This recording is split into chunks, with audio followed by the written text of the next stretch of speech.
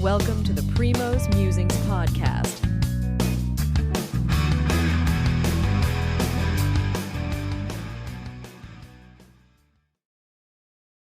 Good evening. This is Sri here with the day one recap of the Wimbledon tournament in London. What we saw in day one was a pretty easy round for both Carlos Alcaraz and Sinner. Alcaraz actually had a work cut out for him. In fact, he did play as a player from Estonia, I believe. And he had some interesting moments in the first set. It actually went all the way to the tiebreaker. And once he was able to reset, he played much better in the second set. He actually faced multiple break points, both the first and second sets. The first set kind of ended with Lajal double faulting, and then the second set Carlos won 7-5, and in the third set Carlos cruised to his usual self with a 6-2 victory. But that was at least in three straight sets. The world number one Sinner actually had a tough time in his match against Hanfmann of Germany. Won the first two sets pretty easily, but lost the third set and had to bounce back in the fourth set to win it 6-3. So this was a good test for Sinner.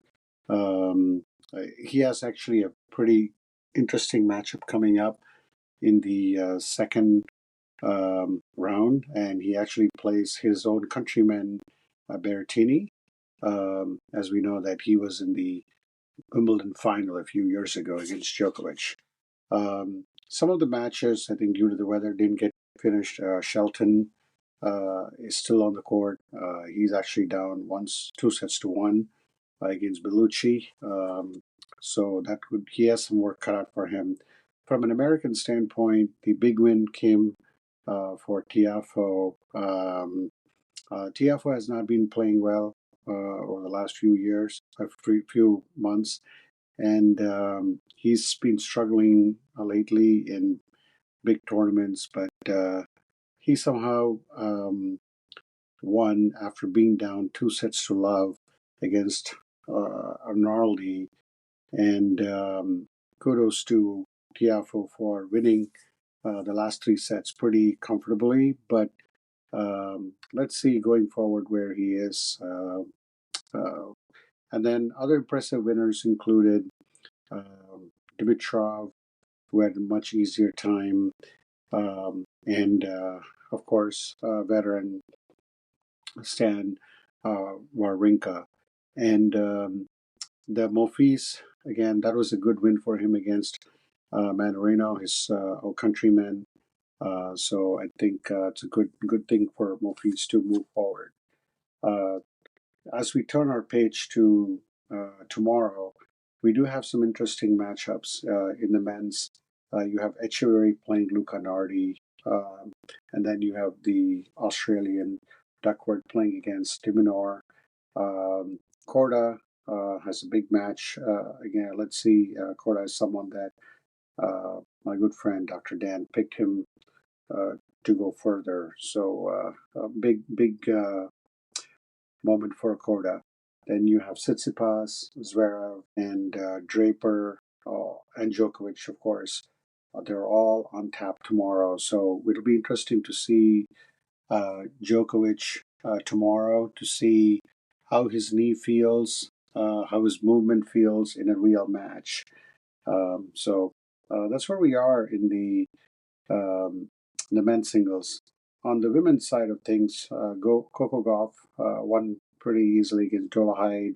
No problem for her. And Emma Navarro, much easier. Good comeback for Paula Badosa. It's been a while since she's made her presence feel in the tournament with a lot of injuries. So happy for Badosa to move forward as well. From an American standpoint, you did have Sloane Stephens also win.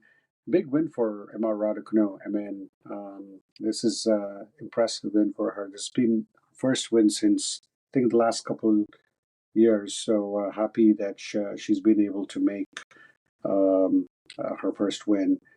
For Americans, again, you had Madison Keys, easy win for her.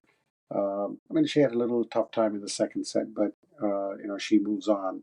Um, and in the French Open, we did see Naomi Osaka. She had the match, almost won against Swiatek.